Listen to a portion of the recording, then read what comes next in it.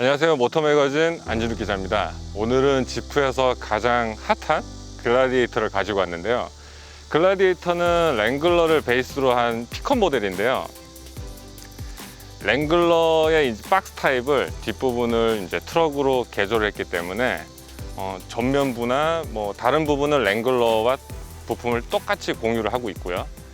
뒷부분만 조금 다른데 시승에 앞서서 뒷부분만 짚고 넘어가도록 하겠습니다. 지프하면 남성성을 상징하는 거친 야재에 특화된 메이크로 오랫동안 자리매김하고 있지만 남성성이란 단순 무의미한 구분을 제외한다면 이 차는 오프로드에 특화된 장점을 지닌 차다 라고 말할 수 있는데요. 오프로드 관련 주행 기능과 특성은 워낙 잘 알려지기도 했지만 촬영 시간에 제약이 있어 아쉽지만 오늘은 적재 공간과 온로드 주행을 중심으로 알아보았습니다. 모터매거진 포커스 집 글래디에이터입니다. 구독과 좋아요, 알림 설정 부탁드립니다.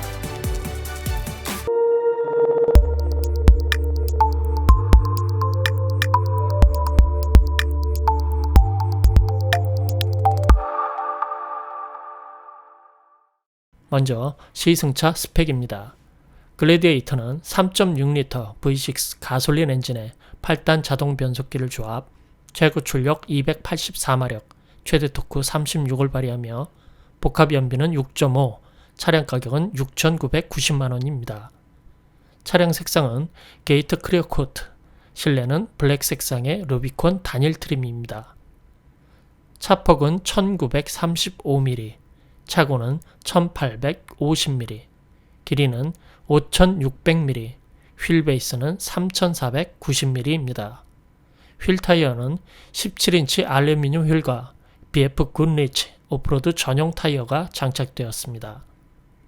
글래디에이터는 랭글러 기반의 픽업 트럭입니다. 적재 공간을 제외하고는 많은 부분이 공유되고 동일한 파트를 장착하는데요. 지프만이 가질 수 있는 디테일들이 있습니다. 세상 모든 거친 오프로드 조건에서 4x4 테스트 검증을 거쳤다는 트레일레이트 인증 배지, 일반 차량처럼 본넷 잠금 장치는 기본, 이에 더해 본넷을 또 한 번 견고하게 잡아주는 이중 잠금 레치, 원형 전조등은 프로젝션과 반사판이 혼합된 클리어 타입으로 지프의 시그니처입니다.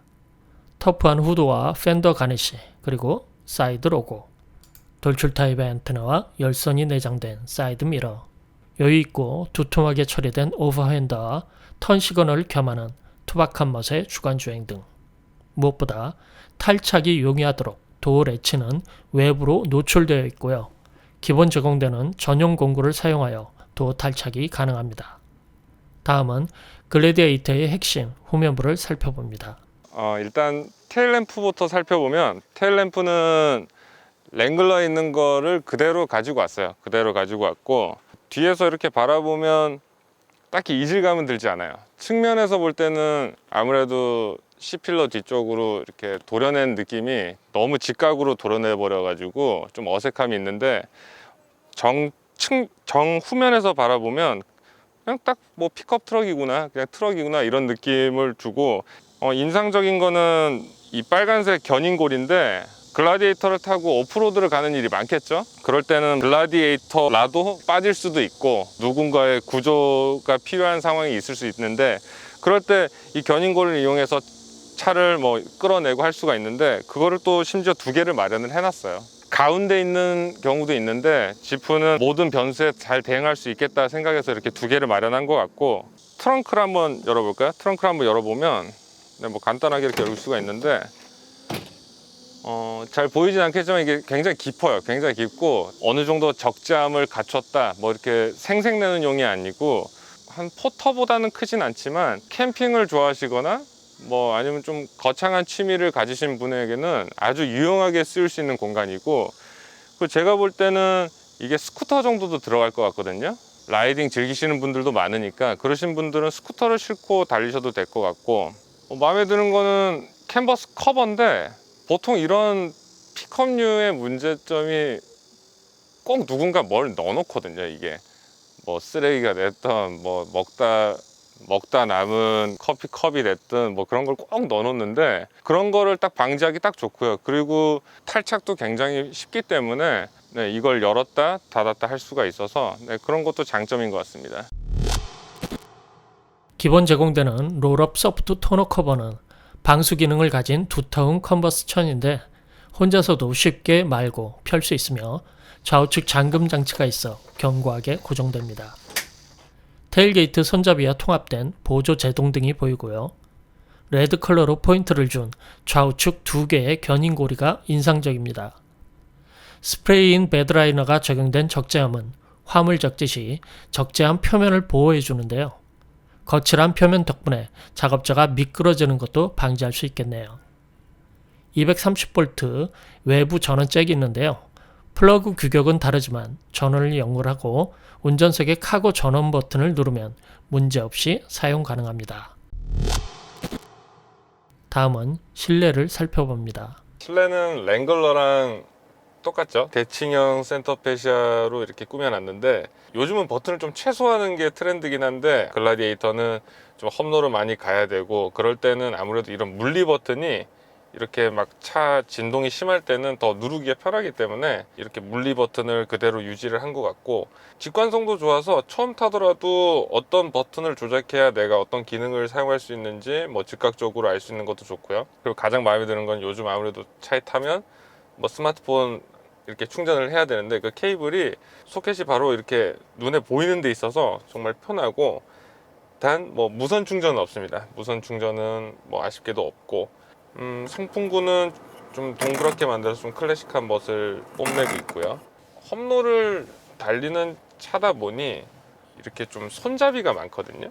아무래도 이제 운전석 쪽은 우리가 차고가 높기 때문에 아마 승하차 시 이제 이걸 잡고 타고 내리라고 하는 용도이고 그 조석에도 보면 이렇게 글러브 박스 위에 손잡이가 마련되어 있는데 험로할 때 몸이 흔들리니까 이렇게 잡고 있으라고 하는 용도로 있기 때문에 이것만 보더라도 이 차의 성격을 알 수 있는 것 같아요. 루프는 이렇게 좀 프레임이 노골적으로 나와 있는데 이쪽은 스티로폼으로 좀 강한 스티로폼이라고 해야 되나? 그런 재질로 마감이 되어 있어요. 이 안에 아마 철제 그 골조가 아마 이렇게 들어있을 텐데 아무래도 여기 사람이 차가 이렇게 진동이 심할 때 머리를 받을 수 있으니 이런 좀 충격 흡수를 위해서 조금 부드러운 이런 스티로폼 재질로 만들어준 것 같고 이게 이제 여기 레버를 다 당기면 탈착이 가능해요. 이걸 다 패널을 다 뜯어버리면 완벽한 오픈카가 되죠. 픽업 트럭 중에 이런 지금 국내 수입되는 차 중에서는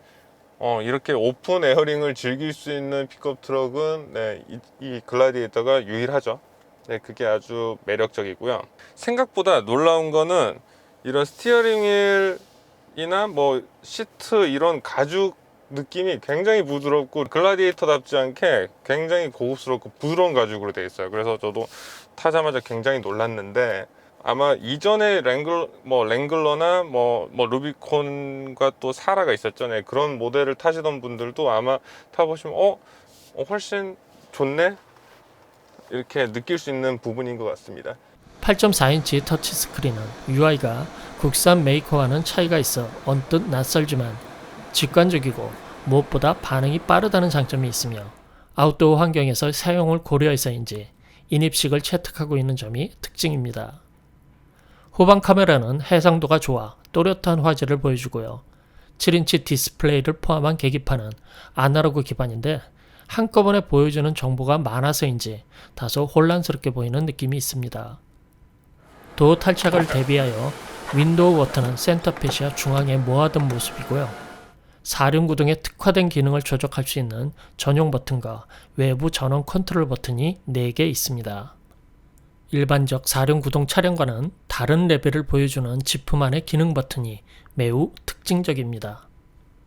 지프의 시트는 살짝 단단한 쿠션감으로 몸을 잘 잡아주는 느낌이었고 높낮이와 각도 조절 등 모두 수동인데 지프는 매트를 걷어내고 물 청소가 가능하기 때문에 이때 합선 방지를 위한 제한된 조치라고 생각됩니다. 시트백 포켓에는 미국 차답게 실용성의 끝판왕 군용 몰리 시스템이 적용되었는데요. 이것저것 매달고 부가 장비를 장착하기에 매우 편리합니다. 다음은 공간 실측 룰러스 룰스입니다. 2열 방석 길이는 405, 너비는 330, 전체 너비는 1110mm, 등받이 높이는 640, 너비는 290, 헤드룸은 390mm, 레그룸 높이는 350, 길이는 340mm였습니다. 적재함 길이는 1525, 너비는 1140, 높이는 450mm였습니다. 한 가지 문제점은 인증 기준 견인 하중 2721kg인데 반해 적재 하중이 200kg입니다. 네, 2000kg이 아니고 200kg입니다. 이 문제로 재인증 심사 중인데 차후 화물차 인증에서 픽업룩 승용차가 되는 건 아닌지 모르겠습니다. 다음은 올로드 주행 특성입니다. 글라디에이터를 타고 공도로 나와봤는데요. 원래 이 차는 험로에서 테스트하는 게 맞는데 생각해보니까 이 차를 아마 사시는 분들도 공도 이런 일반 도로 주행이 훨씬 많을 거예요. 그리고 아무리 오프로드에 포커스가 맞춰졌다 하지만 우리가 오프로드까지 가려면 이런 공도를 다 거쳐야 하죠. 그래서 이런 공도에서 주행을 한번 한 임프레션을 말씀드리려고 하는데, 제가 어제부터 이 차를 타봤는데 놀라운 점은 워낙 차가 길고 높고 크고 이러기 때문에 그런 큰 덩치에서 오는 부담감이 있어서 조금 운전하기 꺼려졌는데, 실제로 운전해보면 차가 크다고 느껴지지가 않아요. 네, 그게 가장 큰 장점인 것 같아요. 이유는 정확히 모르겠는데 뭐 하체를 타이트하게 했거나 뭐 스티어링 휠 기어비를 타이트하게 해서 그런 효과를 만들어낸 건 아니기 때문에 왜 이 차가 크게 안 느껴지지? 그런 이유는 제가 정확히 짚을 수는 없었고요. 그런데 분명한 장점이죠. 이런 큰 차를 모는데 부담스럽지 않고 그냥 보통 차 모는 것처럼 몰아도 뒤가 잘 따라와 주니, 네, 그런 거는 글라디에이터의 장점이죠. 우려했던 부분은 하나가 이 큰 덩치랑 더불어서 승차감. 네, 이 차는 뭐 프레임 바디죠. 프레임 바디는 오프로드에 적합하다. 아무래도 차체의 강성을 뭐 높이기 위해서 하부에 이제 메인 프레임 깔고 위에 이제 껍데기를 씌우는 그런 방식을 채택을 하는데, 글라디에이터가 그런 방식을 했죠. 뭐 저속으로 다닐 때는 승차감이 생각보다 그렇게 나쁘진 않아요. 그리고 이전 세대 랭글러와 비교를 해보면 그때보다도 훨씬 부드럽다고 생각이 들 정도로, 네, 승차감 쪽에서는 만족스러운데, 프레임 바디를 타보신 분들은 생각보다 승차감이 좋네 하실 거고, 아마 프레임 바디를 처음 타보시는 분들은 왜 상체와 하체가 따로 놀지? 이런 이질감을 아마 느끼실 거예요. 근데 그거는 프레임 바디의 특성이기 때문에 단점이라 말할 수는 없고요. 그런 점으로 인해서 험로에서 이점이 있기 때문에 승차감에서는 합격점을 주고 싶습니다. 얘가 지금 6기통에 3.6L, 과급기는 안 달고 그냥 자연흡기 생 엔진이 들어가 있는데 마력이 한 280마력 조금 넘었던 것 같고, 최대 토크가 한 36점 그 언저리 정도 됐던 것 같은데, 뭐 보통 우리가 그냥 이 차를 견인하는 데 있어서는 뭐 힘이 충분하고요. 아무래도 토크가 근데 생각보다 높지 않죠. 뭐 나중에 이 차로 뭐 35인치 타이어를 뭐 끼우고 뭐 바위로 올라타고 이럴 경우도 많을 텐데, 생각보다 토크가 높지 않네 하시더라도 뭐 이 차에게는 뭐 로우 기어가 있기 때문에 그 정도 토크면 뭐 충분히 올라갈 수 있다라고 뭐 아무래도 뭐 지프가 생각하고 이런 파워트레인을 넣은 것 같아요. 엔진은 좀 필링이 확실히 답답해요. 네, 뭐 빠릿빠릿한 거와는 거리가 전혀 멀고 좀 느긋하고, 네, 좀 좋게 말하면 침착하죠. 네, 그렇게 설명을 할 수가 있고, 변속기는 8단 자동이 들어가 있는데 변속도 느긋해요. 근데 장점은 그래도 변속 충격이 없다. 이 정도 프레임 바디 승차감에 변속 충격까지 있어 버리면 이거 뭐 일반 사람들 보통 때 데일리로 쓰기에는 좀 힘들겠죠. 네, 그런 변속 충격이 없어서 아주 만족스럽고, 분명 부하가 많이 걸리는 상황을 많이 이 차가 갈 확률이 높죠.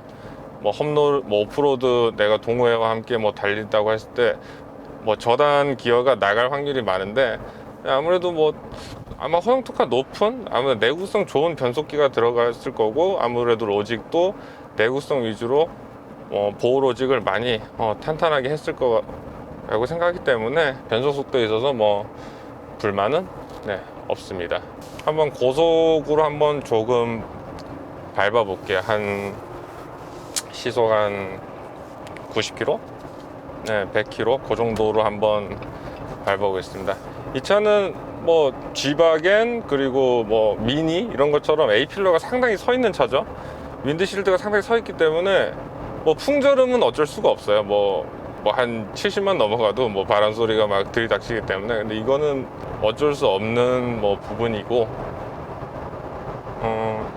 조금 아쉬운 거는 고속으로 갈수록 아무래도 이게 오프로드 전용 타이어가 껴져 있다 보니까 계속 직진을 하질 못해요. 차가 계속 스티어링 휠로 조타를 해줘야 앞으로 가기 때문에 이런 점에 있어서는 아마 고속 크루징을 하면 금방 필요할 것 같아요. 제가 여기 춘천까지 서울에서 올 때도 굉장히 조금 피로감이 좀 몰려오는데,